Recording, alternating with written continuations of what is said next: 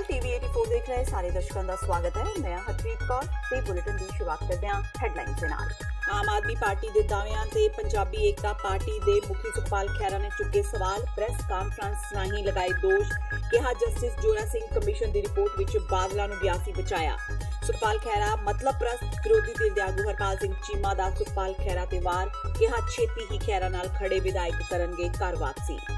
टकसाली अकालियां नूं मिलिया हुंगारा, मालवे विच भी लगी जड़। आम आदमी पार्टी के आगू के साबका MP राजदेव सिंह खालसा श्रोमणी अकाली दल टकसाली विच होए शामिल।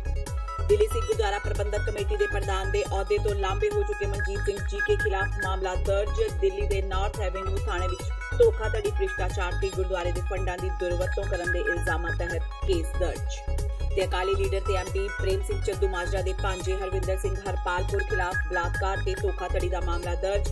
पटियाला की एक औरत का दोष, जमीन नाम करवाउण बदले करदे सन शरीरक शोषण। ते हुण इन्हां खबरां दा विस्तार। पंजाबी एकता पार्टी के मुखी सुखपाल खैरा ने आम आदमी पार्टी के आगू जस्टिस जोरा सिंह के दावियां ते सवाल चुकिया है। आम आदमी पार्टी के लीडर जस्टिस जोरा सिंह ने पिछली अकाली सरकार ते मौजूदा कैप्टन सरकार की पोल खोलण का दावा करदिआं कहा सी कि उन्हां दी रिपोर्ट ते सरकार ने एक्शन नहीं लिया सी। अज पंजाबी एकता पार्टी के मुखी सुखपाल खैरा का कहना है कि जोरा सिंह वोटां वास्ते गलत बयानबाजी कर रहे हैं। सुखपाल खैरा अज दो ग्रंथियां नूं भी मीडिया सामने लियाए, जिन्हां ने दस्सिया कि बेदबी दीआं घटनावां तो बाद किस तरीके नाल पुलिस ने उन्हां ते तशद्दद कीता। आम आदमी पार्टी विच शामिल होने तो बाद जस्टिस जोरा सिंह कल चंडीगढ़ विच मीडिया सामने आए सन। उन्हां दस्सिया सी कि किस तरीके नाल उन्हां दी बेदबी मामले बारे रिपोर्ट ते एक्शन नहीं होया सी। उन्हें अपनी रिपोर्ट के हवाले नाल दस्सिया सी कि पुलिस ने उस वेले दे ग्रंथियां तो सही तरीके नाल पुछगिछ नहीं की। अज सुखपाल खैरा दो ग्रंथियां नूं सामने लैके आए ते दस्सिया कि जोरा सिंह गलत बोल रहे हैं। उन्हें अपनी रिपोर्ट विच साफ-साफ अकालियां नूं बचाया सी। खैरा दा कहना है कि वह शनिवार नूं फरीदकोट जाणगे ते पुलिस तशद्दद दा शिकार सारे ग्रंथियां नूं मिलणगे ते उन्हां दा मसला चुकणगे। जे उन्हां नूं हाई कोर्ट भी जाना पिया तां ओह इंसाफ दिवाउण लई हाई कोर्ट भी जाणगे। खैरा ने कहा कि बेदबियां ते गोलीकांड वास्ते सीधे तौर ते बादल जिम्मेवार ने। खैरा मुताबक जोरा सिंह ने फतेहगढ़ साहिब तो चोण लड़नी है, इसलिए वह वोटां वास्ते अजिहा सारा कुछ बोल रहे हैं। आम आदमी पार्टी इन्ने गंभीर मुद्दे ते सियासत कर रही है। सो साडा यह मनना वा कि कल जो कुछ उत्थे चंडीगढ़ एक मीडिया के सामने किया गया वो एक प्लैंड स्ट्रैटेजी के तहत एक तो सीगा कि शायद वोटां पै जाणगियां जोरा सिंह नूं फतेहगढ़ साहब तो ते आम आदमी पार्टी नूं, ते दूजा सीगा कि किसी तरीके नाल असली दोषियां नूं बचाओ ते सारी बहस नूं डीरेल करन दा उपराला किया गया। और जोरा सिंह दी मैनूं दुखदाई गल कीती, जिहड़े झाड़ू दे MLA बैठे सी नाल, वो कल मैनूं ऐ लग्गिया जिद्दां लोकां दे दुश्मन बैठे हुंदे ने। Do you want mister Jora Singh and mister Aman Arora and mister Kultar Sandhwan, do you want these people to be beaten up again? क्योंकि मैनूं ये पता लग्या कि इन्हां दे इलैक्ट्रिक शॉक्स दित्ते गए ने। इन्हां लोकां नूं 3rd डिग्री टॉर्चर किया गया। झाड़ू चाहुंदा वा, जोरा सिंह चाहुंदा वा कि बेगुनाह आदमियां नूं होर कुੱਟਿਆ जावे, होर टॉर्चर किया जावे। वो जिहड़े दो भरा सीगे जसविंदर ते रुपिंदर, जिहड़े सुखबीर सिंह बादल ने चंडीगढ़ बैठ के प्रेस कॉन्फ्रेंस करके कि असीं सारा बेअदबी का मसला रिजोल्व करता, दो विचारे अमृतधारी सिखां दे चंगा तां नहीं लगदा चड्डे पाड़ दिते। 3rd डिग्री टॉर्चर किया उन्हां लोकां नूं। और बाद विच नाडा साहब गुरुद्वारा साहब मत्था टेकण अरदास करन गया पखंडी आगू कि असीं सारा गुरु ग्रंथ साहब का मैटर रिजोल्व कर रहा। वो तो दुनिया भर च तुहाडे वर्गे चंगे लोगों ने प्रैशर पाया वर्ल्ड वाइड, तो अकाली दल की सरकार नूं वो दो भरावां नूं छड्डना पिया ते इनोसेंट करार देना पिया। साडा मनना कि इन्हां नूं भी जिहड़ा टॉर्चर किया गया वा वो भी इस उन्हां लाइनां दे उत्ते बेगुनाह बंदियां नूं टॉर्चर किया गया। ते असल तहकीकात जिहड़ी जिधर जांदी सी, जिहड़ी सिट ने हुण सारी गल दा पर्दाफाश कर दिता कि डेरा प्रेमियां दा उहदे विच रोल सीगा और उन्हां दा कन्फेशन आ चुका। उधर नूं जोरा सिंह नहीं गया ते गरीब बंदियां वाल दोबारा जाना जिहड़ा सीगा वो हाईली कंडेमनेबल है। उधर जस्टिस जोरा सिंह ते रणजीत सिंह वालों बेदबी मामले ते बनाई गई रिपोर्ट ते बोलदियां संगरूर तो संसद मैंबर भगवंत मान ने कहा है कि यह रिपोर्ट बादल सरकार विरुद्ध है, जिसनूं कैप्टन अमरिंदर सिंह भी जनतक नहीं कर रहे, जबकि इन्हां रिपोर्टां नूं जनतक करना चाहिदा है। मान ने कहा कि यह तो सारी दुनिया नूं पता है कि पहला बादल साहब ने इन्हां रिपोर्टां ते कोई कार्रवाई नहीं की ते हुण कैप्टन साहब भी अजिहा ही करके समा कढ रहे हैं। उन्होंने कहा कि बादल ते कैप्टन आपस विच मिले हुए हैं। इस दौरान मान ने बादल परिवार वालों दसंबर महीने में श्री अकाल तख्त साहिब जाके भुल्लां बख्शाउण बारे कहा कि बादल परिवार ने दरबार साहिब जाके भुल्लां तां बख्शाइयां, पर यह नहीं दस्सिया कि उन्होंने किहड़ी भुल कीती सी।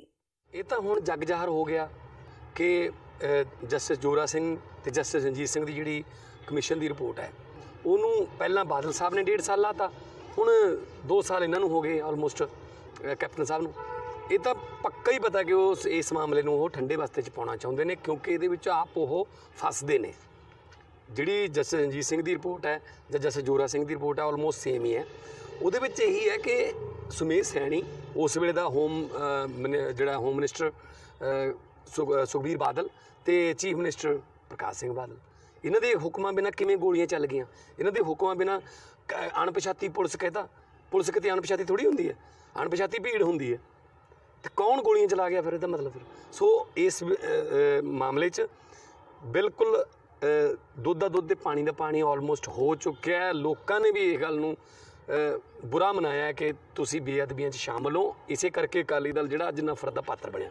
ਸੋ ਇਸ ਕਰਕੇ ਮੈਂ ਤਾਂ ਕਹਿੰਦਾ ਕਿ ਜਨਤਕ ਕਰੋ, ਪਬਲਿਕ ਕਰੋ ਕਿ ਕੀ ਸੀਗਾ ਉਹਦੇ ਰਿਪੋਰਟ ਦੇ ਵਿੱਚ ਤੇ ਉਹਦਾ ਕੀ ਨਤੀਜਾ ਨਿਕਲਿਆ। ਸੁਖਬੀਰ ਬਾਦਲ ਹੋਰੀ ਫਿਰ ਅਕਾਲ ਤਖਤ ਸਾਹਿਬ ਤੇ ਜਾ ਕੇ ਉੱਥੇ ਜੁੱਤੀਆਂ ਸਾਫ਼ ਕਰਕੇ ਉੱਥੇ ਲੰਗਰ ਦੀ ਸੇਵਾ ਕਰਕੇ ਕਹਿੰਦੇ ਗਲਤੀਆਂ ਨਹੀਂ ਮਾਫੀ, ਗਲਤੀਆਂ ਦੱਸੀਆਂ ਨਹੀਂ ਕਿਹੜੀਆਂ ਨੇ।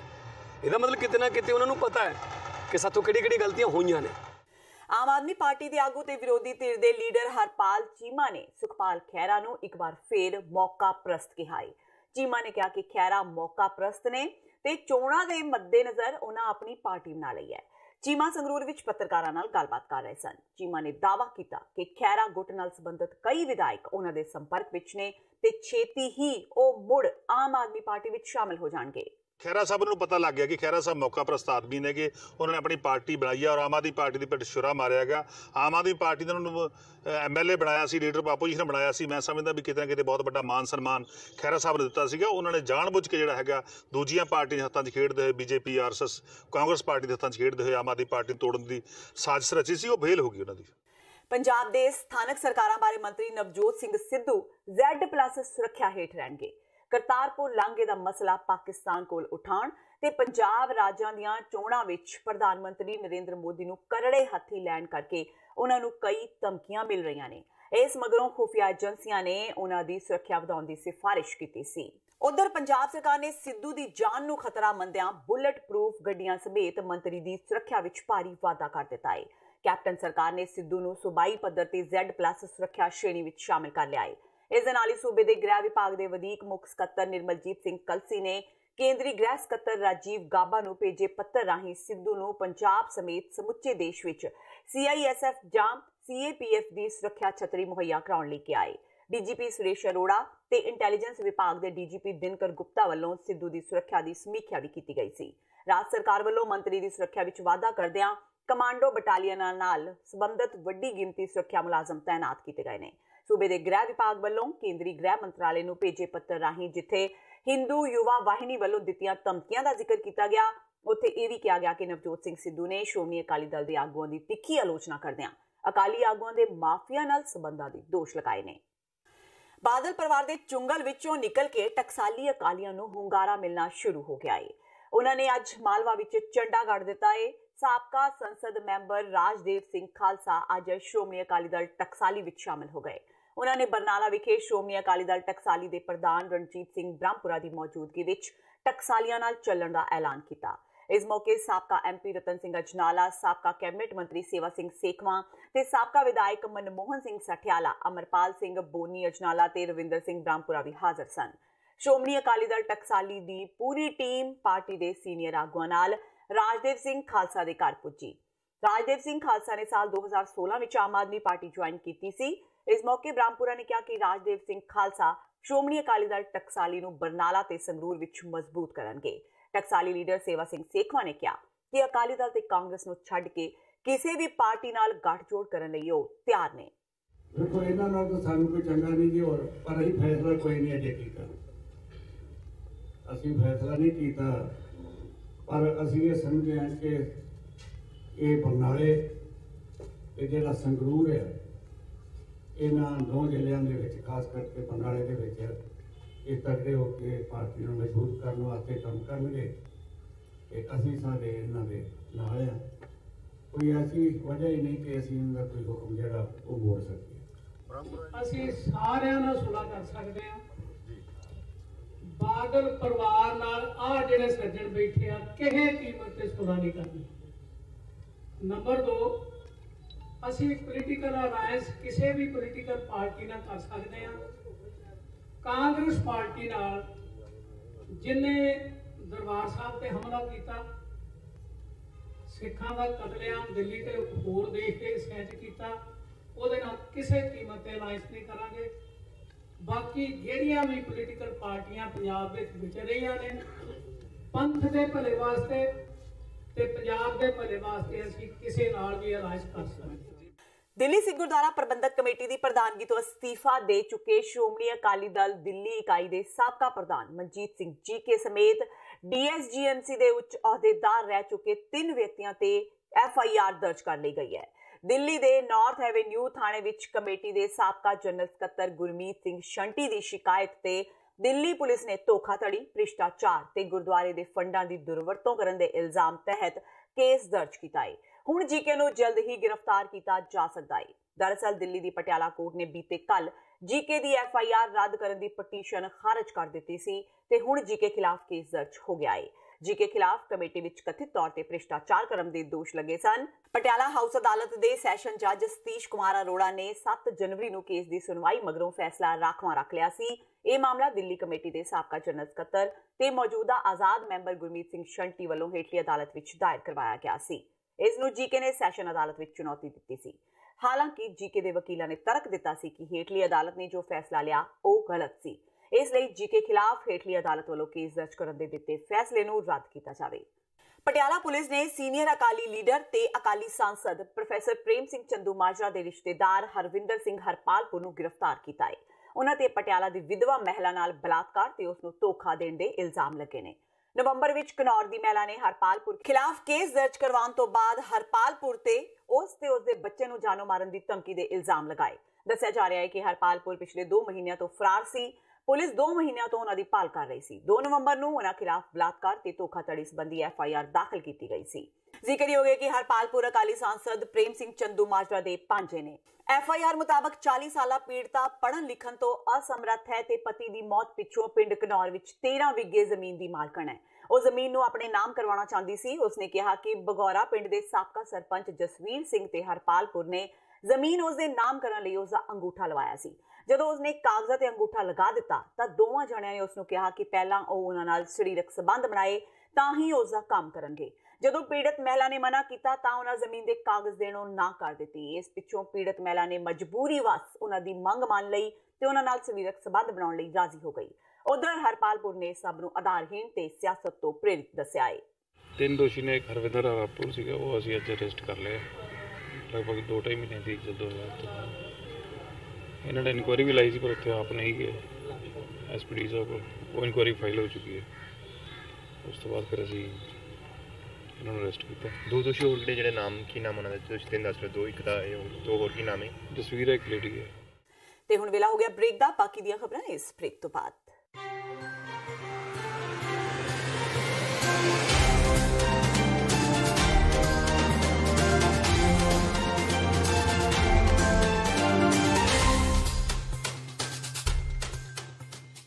ਕੀ ਤੁਸੀਂ ਆਪਣੇ ਟੈਕਸਿਸ ਨੂੰ ਲੈ ਕੇ ਚਿੰਤਤ ਹੋ?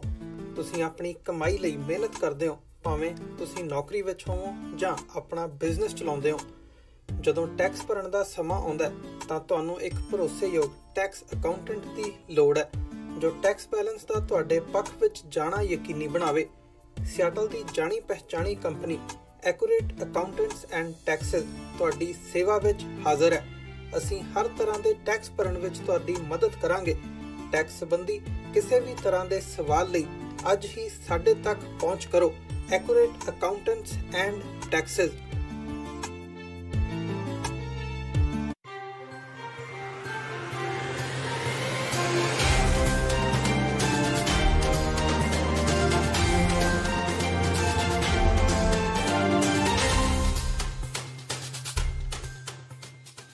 ਬ੍ਰੇਕ ਤੋਂ ਬਾਅਦ TV 84 ਦੇ ਖਬਰਾਂ ਦੇ ਬੁਲੇਟਿਨ ਵਿੱਚ ਸਵਾਗਤ ਹੈ। ਵਧਦੇ ਹਾਂ ਅਗਲੀ ਖਬਰ ਵੱਲ।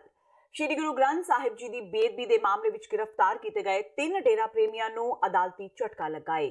ਫਰੀਦਕੋਟ ਚੀਫ ਜੁਡੀਸ਼ੀਅਲ ਮੈਜਿਸਟ੍ਰੇਟ ਏਕਤਾ ਉੱਪਲ ਦੀ ਅਦਾਲਤ ਨੇ ਇਹਨਾਂ ਦੀ ਜ਼ਮਾਨਤ ਅਰਜ਼ੀ ਰੱਦ ਕਰ ਦਿੱਤੀ ਹੈ। ਇਸ ਤੋਂ ਪਹਿਲਾਂ ਡੇਰਾ ਪ੍ਰੇਮੀ ਮਹਿੰਦਰਪਾਲ ਬਿੱਟੂ ਦੀ ਵੀ ਇਸ ਮਾਮਲੇ ਵਿੱਚ ਜ਼ਮਾਨਤ ਅਰਜ਼ੀ ਰੱਦ ਹੋ ਚੁੱਕੀ ਹੈ। ਸਿਟੀ ਪੁਲਿਸ ਕੋਟਕਪੂਰਾ ਨੇ ASI ਪ੍ਰੀਤਮ ਸਿੰਘ ਦੀ ਸ਼ਿਕਾਇਤ ਦੇ ਆਧਾਰ ਤੇ 13 ਜੂਨ 2018 ਨੂੰ ਮਹਿੰਦਰਪਾਲ ਬਿੱਟੂ, ਮਹਿੰਦਰ ਕੁਮਾਰ, ਸੁਖਜਿੰਦਰ ਸਿੰਘ ਤੇ ਸ਼ਕਤੀ ਸਿੰਘ ਖਿਲਾਫ IPC ਦੀ ਧਾਰਾ 295A ਤੇ ਗੈਰ ਕਾਨੂੰਨੀ ਗਤੀਵਿਧੀ ਰੋਕੂ ਐਕਟ ਦੀ ਧਾਰਾ 17 ਤਹਿਤ ਮੁਕੱਦਮਾ ਦਰਜ ਕਰਕੇ ਦੋਸ਼ ਲਗਾਏ ਸਨ। ਇਹਨਾਂ ਉੱਪਰ ਇਲਜ਼ਾਮ ਸੀ ਕਿ ਉਹਨਾਂ ਆਪਣੇ ਘਰ ਵਿੱਚ ਇਤਰਾਜ਼ਯੋਗ ਜਗ੍ਹਾ ਤੇ ਗੁਰੂ ਨਾਨਕ ਦੇਵ ਜੀ ਦੀ ਸਾਖੀ ਰੱਖੀ ਸੀ। ਇਸ ਤੋਂ ਇਲਾਵਾ ਪੁਲਿਸ ਨੂੰ ਤਲਾਸ਼ੀ ਦੌਰਾਨ 25 ਚੱਲੇ ਹੋਏ ਕਾਰਤੂਸ ਵੀ ਮਿਲੇ। ਪੁਲਿਸ ਨੇ ਇਹ ਵੀ ਦਾਅਵਾ ਕੀਤਾ ਹੈ ਕਿ ਫੜੇ ਗਏ ਡੇਰਾ ਪ੍ਰੇਮੀਆਂ ਨੇ ਕਥਿਤ ਤੌਰ ਤੇ ਬੈਂਕ ਖਾਤਿਆਂ ਰਾਹੀਂ 6 ਕਰੋੜ ਰੁਪਏ ਦਾ ਲੈਣ ਦੇਣ ਕੀਤਾ ਹੈ। ਪੁਲਿਸ ਨੇ ਮਹਿੰਦਰਪਾਲ ਸਿੰਘ ਬਿੱਟੂ ਨੂੰ ਬਰਗਾੜੀ ਤੇ ਬੁਰਜ ਜਵਾਹਰ ਸਿੰਘ ਵਾਲਾ ਵਿੱਚ ਵਾਪਰੀਆਂ ਬੇਦਬੀ ਦੀਆਂ ਘਟਨਾਵਾਂ ਵਿੱਚ ਵੀ ਨਾਮਜ਼ਦ ਕੀਤਾ ਸੀ। ਪੁਲਿਸ ਨੇ ਮਹਿੰਦਰਪਾਲ ਦੇ ਨਾਲ ਡੇਰਾ ਪ੍ਰੇਮੀ ਮਹਿੰਦਰ ਕੁਮਾਰ, ਸ਼ਕਤੀ ਸਿੰਘ ਤੇ ਸੁਖਜਿੰਦਰ ਸਿੰਘ ਨੂੰ ਵੀ ਗ੍ਰਿਫਤਾਰ ਕੀਤਾ ਸੀ, ਜਿਨ੍ਹਾਂ ਦੀ ਜ਼ਮਾਨਤ ਅਰਜ਼ੀ ਰੱਦ ਹੋ ਗਈ ਹੈ। ਉਧਰ ਕਿਸੇ ਵੀ ਡੇਰਾ ਪ੍ਰੇਮੀ ਖਿਲਾਫ ਅਜੇ ਤੱਕ ਜ਼ਿਲ੍ਹਾ ਪੁਲਿਸ ਅਦਾਲਤ ਵਿੱਚ ਦੋਸ਼ ਪੱਤਰ ਪੇਸ਼ ਨਹੀਂ ਕਰ ਸਕੀ, ਕਿਉਂਕਿ ਚਲਾਨ ਪੇਸ਼ ਕਰਨ ਲਈ ਗ੍ਰਹਿ ਵਿਭਾਗ ਦੀ ਲਿਖਤੀ ਮਨਜ਼ੂਰੀ ਲੋੜੀਂਦੀ ਹੈ, ਜੋ ਅਜੇ ਤੱਕ ਜ਼ਿਲ੍ਹਾ ਪੁਲਿਸ ਨੂੰ ਨਹੀਂ ਮਿਲੀ। 24 ਦਸੰਬਰ ਨੂੰ ਅਦਾਲਤ ਨੇ ਗ੍ਰਹਿ ਵਿਭਾਗ ਤੋਂ ਮਨਜ਼ੂਰੀ ਲੈਣ ਲਈ ਪੁਲਿਸ ਨੂੰ 90 ਦਿਨ ਦਾ ਹੋਰ ਸਮਾਂ ਦੇ ਦਿੱਤਾ ਸੀ। ਬਲਾਤਕਾਰ ਦੇ ਦੋਸ਼ਾਂ ਵਿੱਚ ਸਜ਼ਾ ਕੱਟ ਰਿਹਾ ਸਿਰਸੇ ਵਾਲਾ ਬਾਬਾ ਹੁਣ ਕਤਲ ਦੇ ਕੇਸ ਵਿੱਚ ਵੀ ਮੁਜਰਮ ਕਰਾਰ ਹੋ ਸਕਦਾ ਹੈ।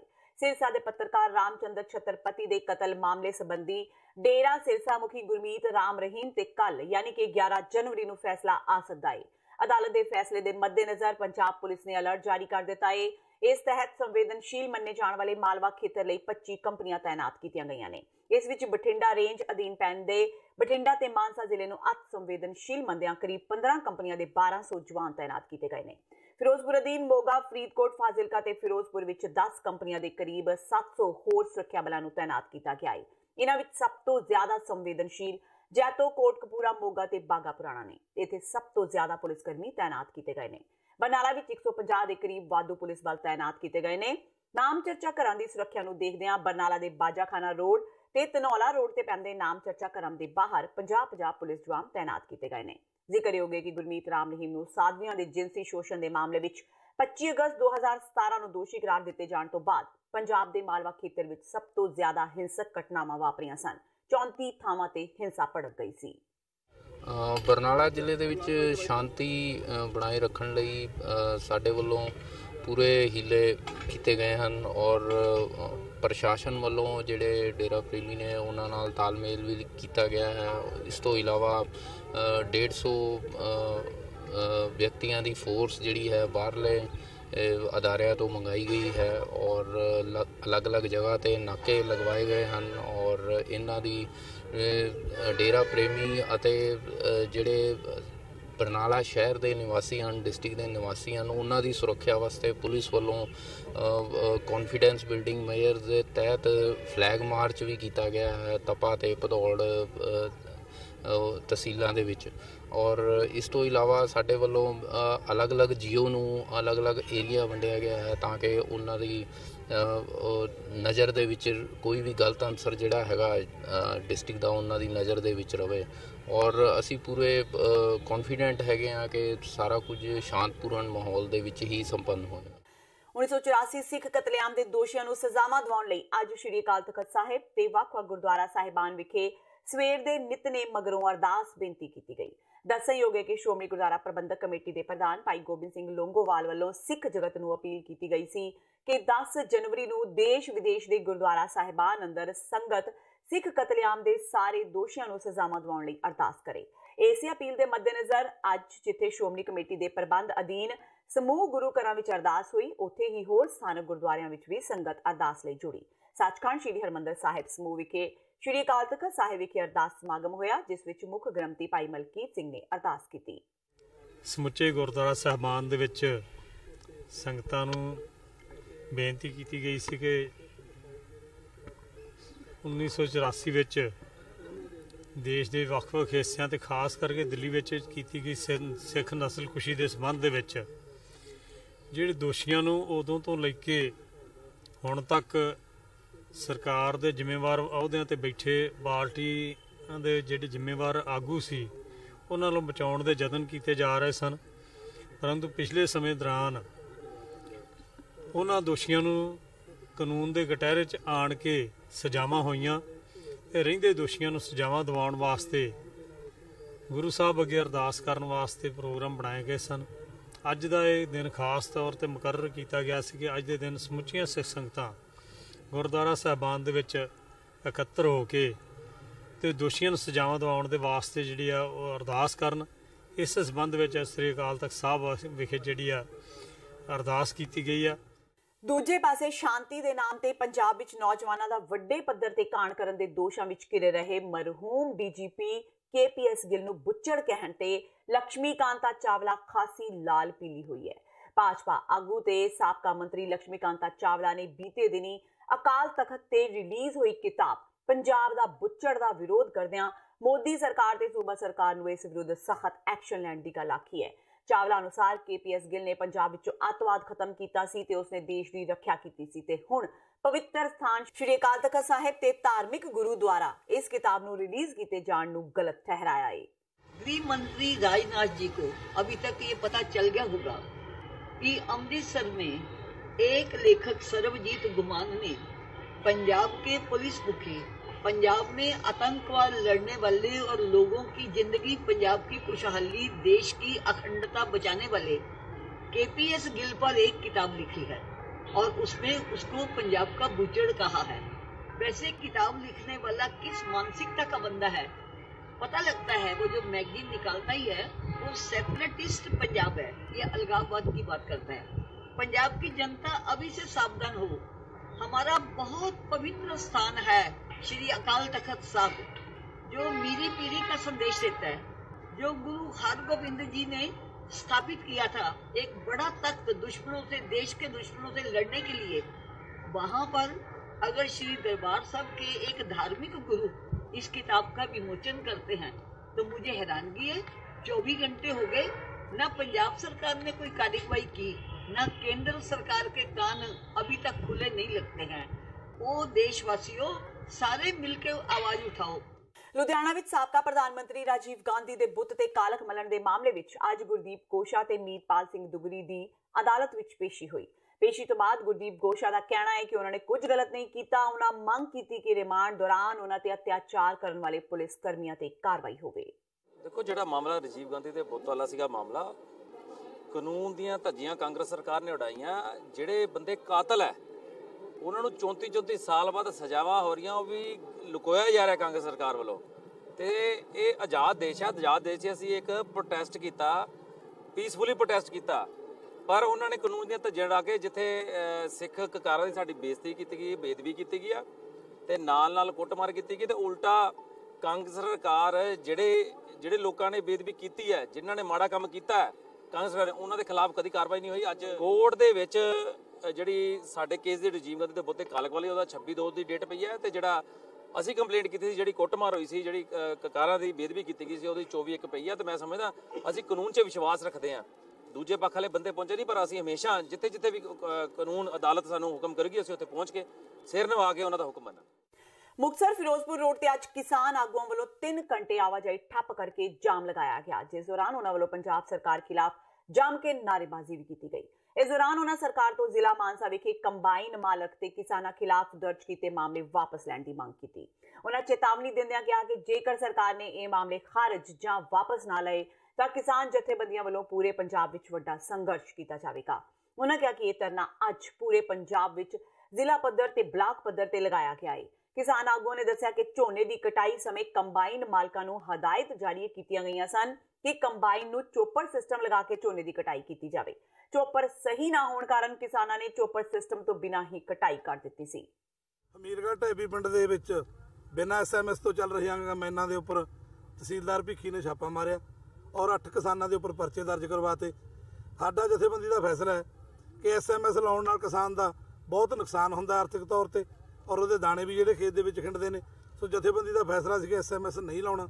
ਪਰ ਸਰ ਪ੍ਰਸ਼ਾਸਨ ਪਤਾ ਨਹੀਂ ਕੀ ਚਾਹੁੰਦਾ ਹੈ ਕਿ ਹਰੇਕ ਜਿਹੜਾ ਕਾਨੂੰਨ ਬਣਦਾ ਸਿਰਫ ਕਿਸਾਨ ਤੇ ਥੋਪਿਆ ਜਾਂਦਾ। ਸਾਨੂੰ ਤਾਂ 1 ਲੱਖ ਰੁਪਏ ਦਾ SMS ਸਾਡੇ ਤੇ ਥੋਪਿਆ ਜਾ ਰਿਹਾ, ਮਜਬੂਰ ਕਰ ਰਿਹਾ ਲਾਉਣ ਵਾਸਤੇ। ਪਰ ਸਾਨੂੰ ਸਮਝ ਨਹੀਂ ਲੱਗਦੀ ਕਿ ਆੜ੍ਹਤੀਆਂ ਨੂੰ 10,000 ਦਾ ਡਿਜੀਟਲ ਕੰਡਾ ਕਿਉਂ ਨਹੀਂ ਦਵਾ ਸਕਦੀ ਸਰਕਾਰ।